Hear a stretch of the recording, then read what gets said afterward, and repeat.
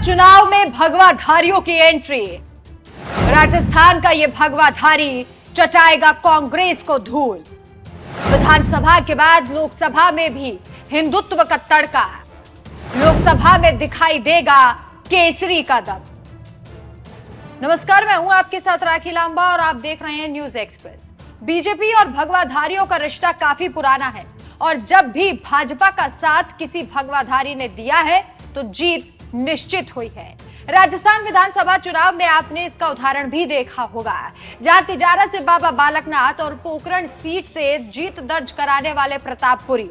बीते विधानसभा चुनाव में राजस्थान के 4 योगियों को बीजेपी ने मैदान में उतारा और चारों की शानदार जीत हुई थी। राजस्थान ही क्यों, यूपी में योगी आदित्यनाथ के जादू को कोई अनदेखा नहीं कर सकता। और अब जब एक और चुनाव सिर पर है, लोकसभा चुनाव के लिए काबिल और जिताऊ चेहरों की तलाश की जा रही है, तो बीजेपी ने यहां भी यानी कि राजस्थान में भी एक भगवाधारी को टिकट दे दिया है। इनका नाम है सुमेधानंद सरस्वती, जिन्हें बीजेपी ने सीकर की सीट से उम्मीदवार बनाया है। राजस्थान से बीजेपी ने अपने 15 योद्धाओं को मैदान में उतारा है।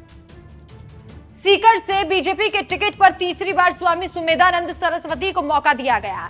हाईकमान ने उनका टिकट पर मोहर लगा दी है। बीजेपी की पहली सूची में ही उनका नाम दर्ज किया गया है।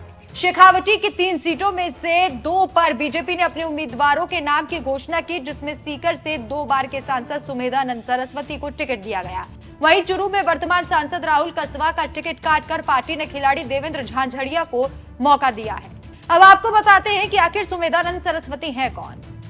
सीकर से वर्तमान सांसद स्वामी सुमेधानंद सरस्वती ने करीब 10 साल पहले राजनीति में कदम रखा था।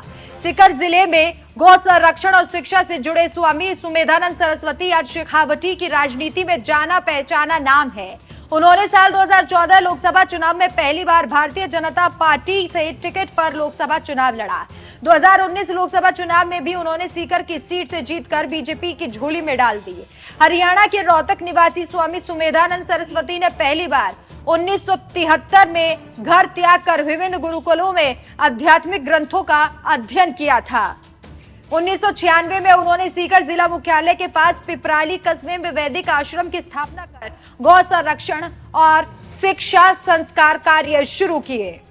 सुमेधानंद सरस्वती बाबा रामदेव के सहयोग से राजनीति में आए थे और धीरे धीरे उन्होंने इतना नाम कमा लिया कि आज सुमेधानंद सरस्वती को सभी जानते हैं और वो इस बात का उदाहरण बने हैं कि भगवाधारियों की धाक हमेशा देखी जाएगी। बीजेपी ने एक बार फिर से उन पर भरोसा जताकर दिखा दिया है कि पार्टी की जीत के लिए भगवाधारी कितने जरूरी हैं।